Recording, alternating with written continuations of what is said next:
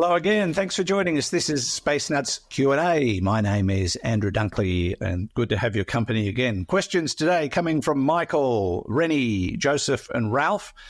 Michael wants to look at dark matter. We've got a big bang question.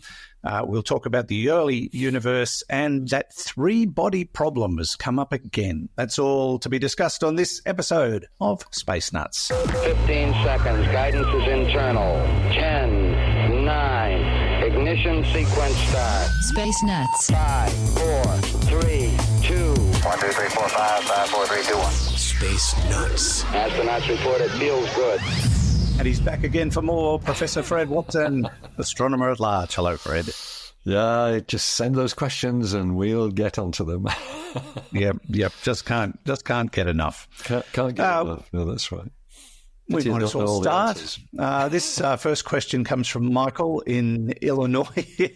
Michael in Illinois. Gentlemen, what a fantastic podcast. Which one are you talking about, Michael? Absolutely fabulous for the space nuts like me who love space but just have just enough knowledge to be dangerous. Two questions. Can dark matter be the fabric of space-time? I don't think so, because you've addressed this topic, but I can't for the life of me recall what you said. What technological advances would you most like to see? Oh, this is his second question. What technological advances would you most like to see happen within the foreseeable future? Here's the kicker. It has to have appeared in science fiction stories. Mine is Space Elevator, which Arthur C. Clarke described in The Fountains of Paradise, published in 1979. That comes from Michael in Illinois. We'll get to that in a minute. Okay. Dark matter, the fabric of space-time? Yes, no? Probably not. It's no. And that's because we can map dark matter. We can map where it is by looking at the fact that it warps space itself. It warps space rather than being the fabric of space. And that warping can be revealed by looking at what it does to galaxies beyond the ones that are warping. There's somebody warping in the background. Good old Geordie. Can't resist it. Oh, shut up, Geordie. I love it. We've got our very own space warp here.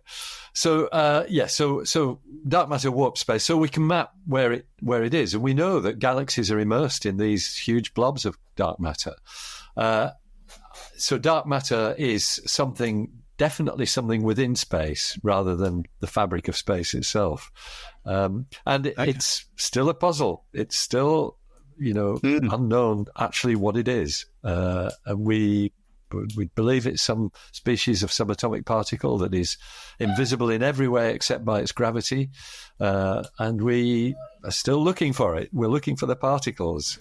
We know that for every kilogram of normal matter in the room that you're in and the room that I'm in, there's 5 kilograms of dark matter as well. What do we do about that? We don't know what it is.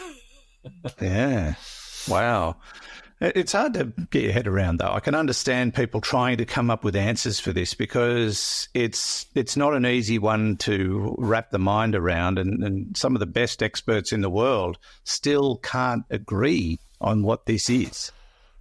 Exactly. And there's some widely disparate views of what it might be. And we have many times raised the issue of MOND, the theory of modified Newtonian dynamics, which suggests that our understanding of gravity is wrong, and it's not that this dark matter exists. But I think that's still regarded as speculative by mainstream science. I think most astronomers are convinced that there are these subatomic particles that we are yet to find. All right. So, Michael, go on. No, I was just going to say, it's one of the reasons for, the Large Hadron Collider at CERN in the on the Swiss-French border, the European Nuclear Research Centre. That was the collider where the Higgs boson was found back in 2012. They've got plans for something called the FCC, the Future Circular Collider, which will make the Large Hadron Collider look very small. One of the reasons for doing that is to look at subatomic particles with higher energies, with the hope that they will reveal whatever the particles are that make up dark matter. So there are plans to try and sort it out, but it's still very much an open question. It sure is. Okay, Michael, that was part one of your question. Part two, what technological advances would you most like to see happen within the foreseeable future? Here's the kicker. It has to have happened in science fiction stories. He likes the space elevator that was written about by Arthur C. Clarke. We've talked about space elevators before, Fred. What is it for you? I had a long think about this, and I'm still pondering. Have you come up with anything? The kind of thing. So my go-to place in science fiction, of course, is Dan Dare back in the 1950s. Dan Dare, the pilot of the future, and so much of what Frank Hampson, the author of Dan Dare, and he's a fabulous artist and illustrator, but also a man with a good command of science.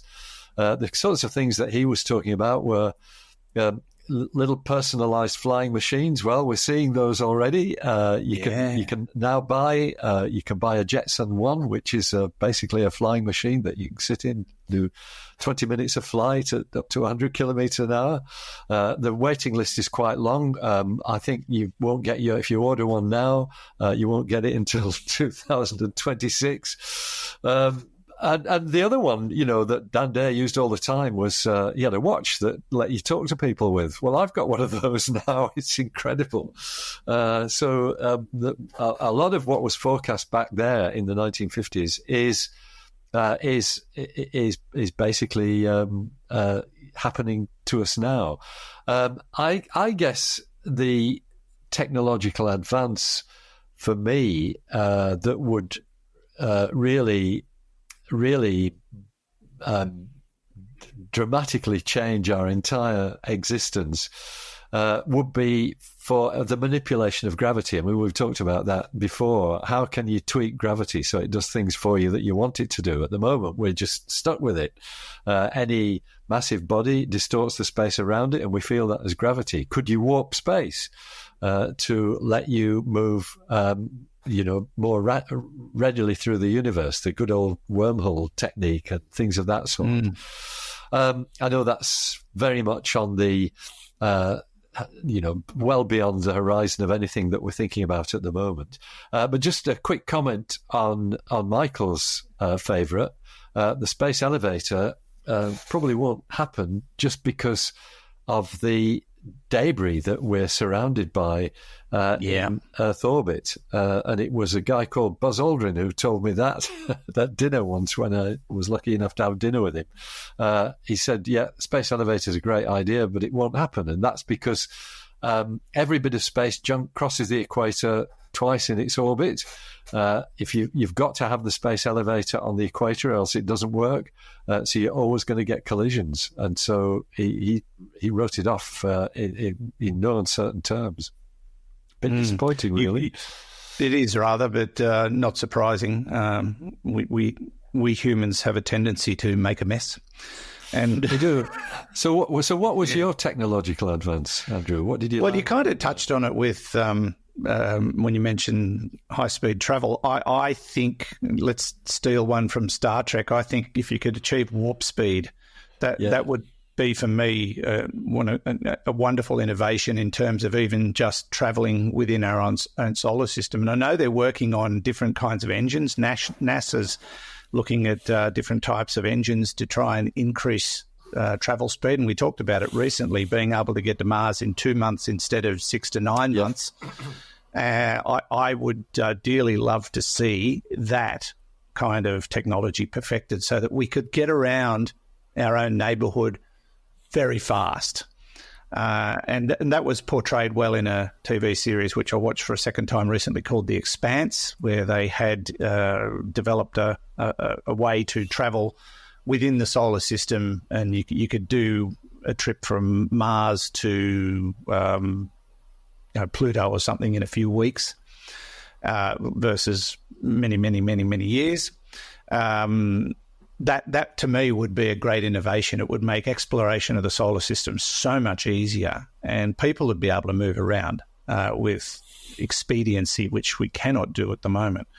So I think that would be, whether or not it's warp speed or some kind of pulse engine technology that makes us move faster, it would have to be highly efficient as well. But I know they're working on it, so that to me would be the next big thing.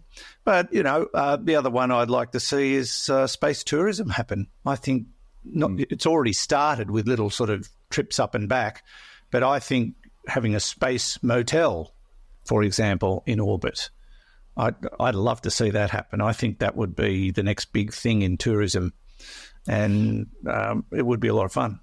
There's precursors up there already. Is it Bigelow, the company? It's a very big company of hotel chains within America.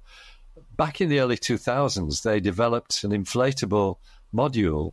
In fact, they launched two, I think. I think they're still in orbit. There was one that was also attached to the International Space Station, and it was for exactly that. That's right. Think about space hotels, the Bigelow inflatable space modules. That just scares me, though. It just Do you want to be in a balloon in space? No. Yeah, I'm not sure, especially with all that junk flying around. I'm not real sure. They actually, they did say that it was more resilient to impacts by small pieces of space debris, because unlike a piece of metal, get a hole in it and the hole's there. Some of these fabrics that they used in the test modules actually heal themselves, so that the hole blocks up very quickly. Oh, that's interesting. Actually, one thing we learned when we were in China, we went and visited a silk factory. And I used to have silkworms as a kid, but they were telling us that the strength and durability of silk is so strong they actually use it in bulletproof vests. Yeah, I didn't know that. Remarkable, incredible stuff. Okay, thank you, Michael. Let's go to a question from Rennie Traub. How energetic was the Big Bang in comparison to the most powerful supernovas or gamma ray bursts ever discovered? Science is exciting, Rennie says. It is, and that's why we're still doing it. Plus the fact that it's helpful occasionally. Look, I don't know the strict answer to this in terms of a million times or anything like that, but the Big Bang was the Big Bang. So it was the energy that was released in that means that even the most powerful supernova really pales into insignificance.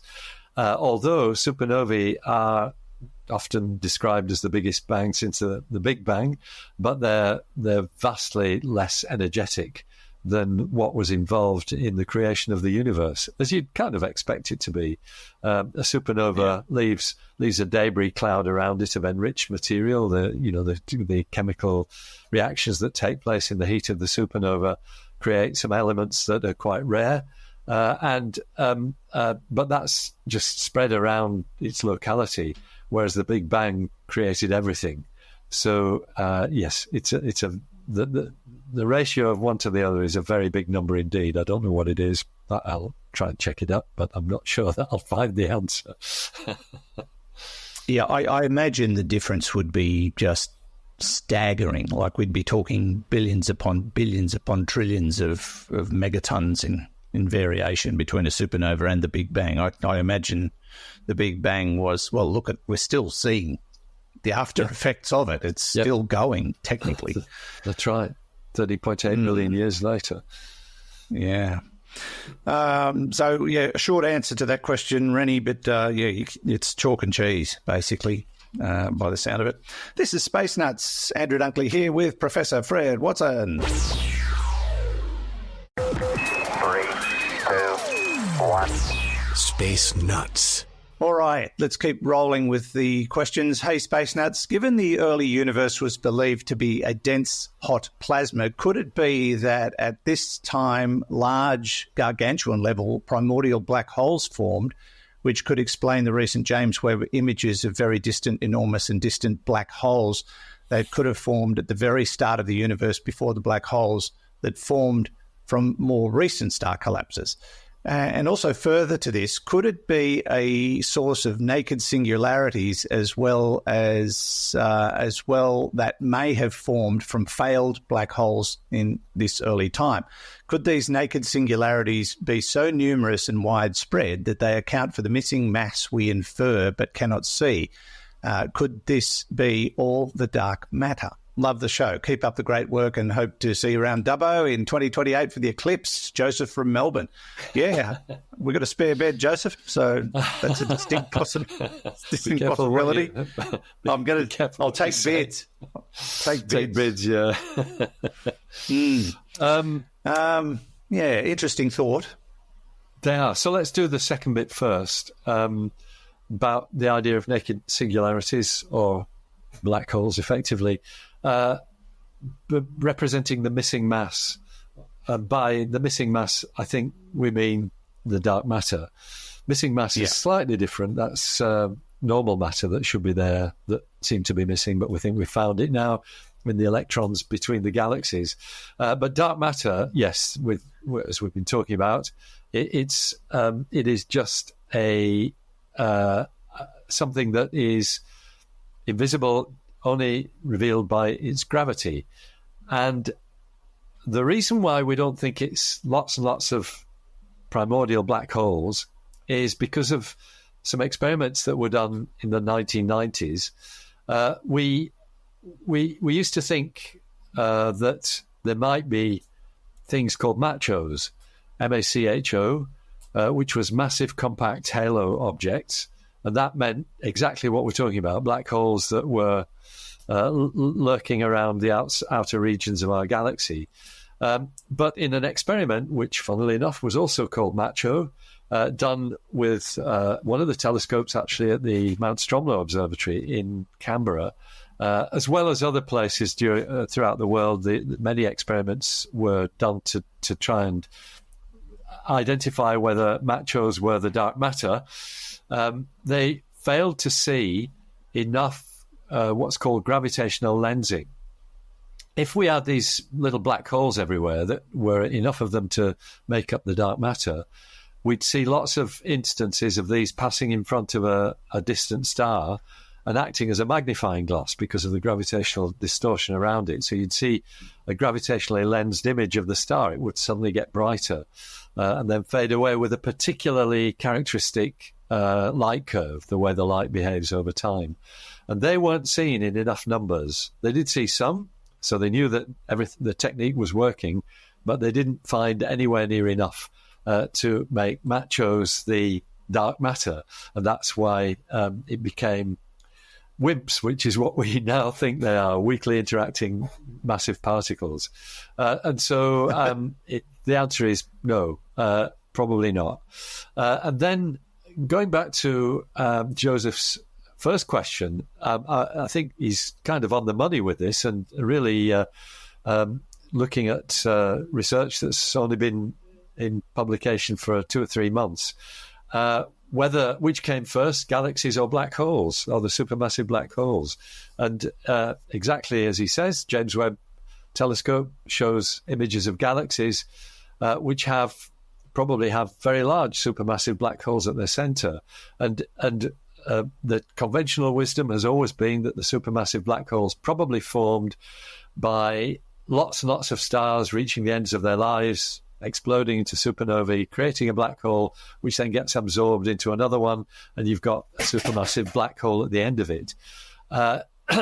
We are now seeing doubt being cast on that by a paper which was led by a well-known cosmologist called Joe Silk, another Joseph. He and his colleagues have postulated that maybe the black holes were actually formed in the Big Bang, and these black holes became the nuclei of galaxies. I'm hoping actually to find out a bit more about this theory later in the year, Andrew, because one of Joseph Silk's collaborators on that paper is an old friend and colleague of mine, Professor Rosemary Wise. She's at Johns Hopkins University in the United States, and she's coming to Australia to help us celebrate the 50th birthday of the Anglo-Australian telescope. So I'm going to try and bend her ear about that and find out what it's all about. Yeah, wow, that'd be great. Yeah. All right, so the answers to Joseph's questions were no, yes. Well, perhaps a no, I think, are the answers, to take them in the order that Joseph set them out. Fair enough. Thank you, Joseph. Pretty deep question, but we like to try and tackle them. We don't always have the answer, but that's because probably nobody does have the answer a lot of the time. One final thought, Fred. This comes from Ralph, who's messaged me before about the story Three-Body Problem, which is originally a book series by a Chinese author, but it's now been turned into a TV series. Andrew, thanks for your advice on the Three-Body Problem book. What I suggested he do was get his device to read it to him rather than struggling through it himself, because I taught mine how to read to me, so I don't have to, because it is a really tough read in the original manuscript. Anyway, Ralph says, I gave up on the book, but I want to know what you're up to on the mountain. So I have I want to know what they're up to on the mountain. This is where they made their first communication with the aliens. So I have the audio book on hold from the Indianapolis Public Library. I hope to get it soon, Ralph.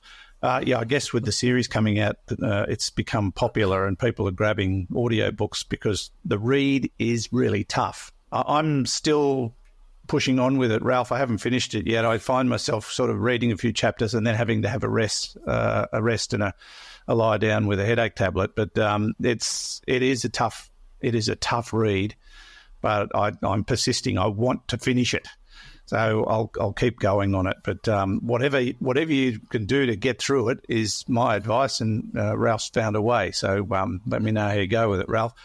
I have heard on the grapevine, Ralph, that they've decided to continue with the series. I think it's on Netflix. They originally were going to only make two seasons. In fact, they were just going to run the second season as an add-on to the first season and just do it as one series. But now the latest is they've decided to make 3 series.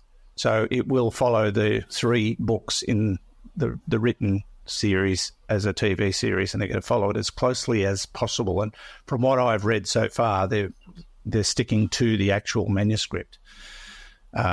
So yeah, that's what I've heard about Three-Body Problem. Three-Body Problem, basically, Fred, I think I explained before, is these aliens live in or come from a planet that is unfortunately in orbit around 3 stars. And when you get 3 big bodies with all the gravitational influence that they possess fighting over a tiny little planet, it's not a nice place to live. And so they've decided to move out.